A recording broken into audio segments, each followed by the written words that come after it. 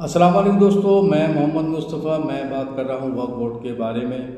इससे पहले मैंने जो वीडियो बनाई थी उसमें बताया था वक्फ क्या है और वक्फ एक्ट कब कब बने। वक्फ एक्ट 1954 में पहली बार भारत की पार्लियामेंट में बिल पास हुआ, जिसको वक्फ एक्ट 1954 कहते हैं। इसके तहत वक्फ बोर्ड का जन्म हुआ और फिर उसके बाद में 1964 में एक अमेंडमेंट हुई। उसके बाद में एक बहुत बड़ा वक्फ एक्ट 1995 में बना।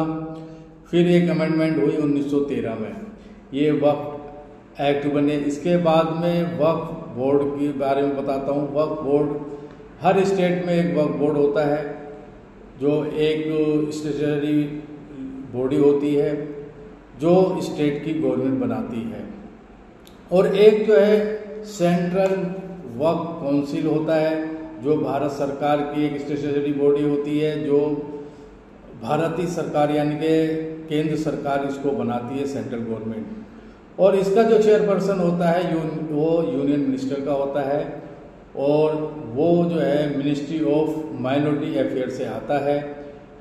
इस टाइम जो है जो चेयरपर्सन है वो किरेन रिजिजू जी हैं, जो मिनिस्ट्री ऑफ माइनॉरिटी अफेयर से आते हैं। और इनका एडमिनिस्ट्रेशन यानी कि CEO जो टाइप का ऑफिसर होता है वो IAS ऑफिसर होता है।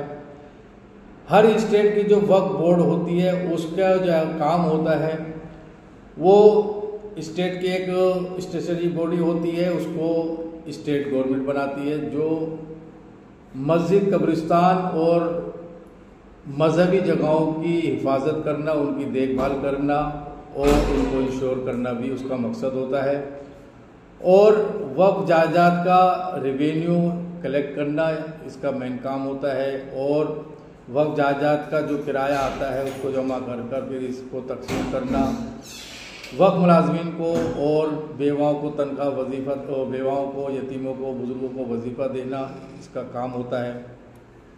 ये वक्फ बोर्ड जो है तकरीबन भारत में 32 वक्फ बोर्ड हैं, जिसमें 30 वक्फ बोर्ड सुन्नी है और 2 वक्फ बोर्ड शिया हैं। यूपी और बिहार में 2 वक्फ बोर्ड हैं शिया के। दिल्ली वक्फ बोर्ड के बारे में बताता हूँ मैं। दिल्ली वक्फ बोर्ड में 7 मेंबर होते हैं और ये मुख्तलिफ कोटे से आते हैं, और इनको जो अपॉइंटमेंट करती है इनको दिल्ली सरकार करती है। नंबर 1 पहला जो कोटा आता है वो MP कोटा आता है, दूसरा MLA कोटे से लिया जाता है 1 मेंबर, और फिर मुतवल्ली कोटा होता है, फिर बार काउंसिल एक कोटा होता है, 5वां जो है सोशल वर्कर का कोटा होता है, 7वां शिया कोटा होता है, क्योंकि यहाँ शिया वक्फ बोर्ड नहीं है तो इसी बोर्ड में ही शिया का एक कोटा 1 मेंबर लिया जाता है। दूसरा 7वां जो है स्कॉलर कोटा होता है।